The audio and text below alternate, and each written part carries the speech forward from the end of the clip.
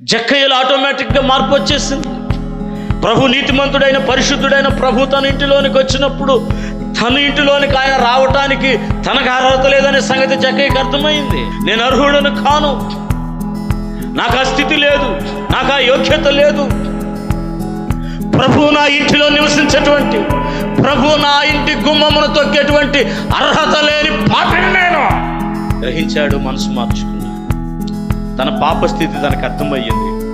ప్రభు యొక్క ముఖ కాంతిలో తన పాపస్థితి బయటపడింది. ఒప్పుకున్నాడు, పశ్చాత్తాపడుతున్నాడు, సరి చేసుకుంటున్నాడు. అయ్యా, నేనెవడి యొద్ద అన్యాయముగా దోచుకున్నవి తిరిగి వానికి మరలా 4 రెట్లు ఇచ్చేస్తా. ఎందుకు జక్కయ్యలా మార్పు వచ్చిందో తెలుసా? ఈరోజు చాలా మంది మారు మనసు ప్రార్థనకి వెళ్తున్నాం, రక్షణ పొందాం, బాప్తిసం పొందాం ఏమంటే చెప్తున్నారు, కానీ నిజమైన మారు మనసు పొందిన వారు ఎంతమంది?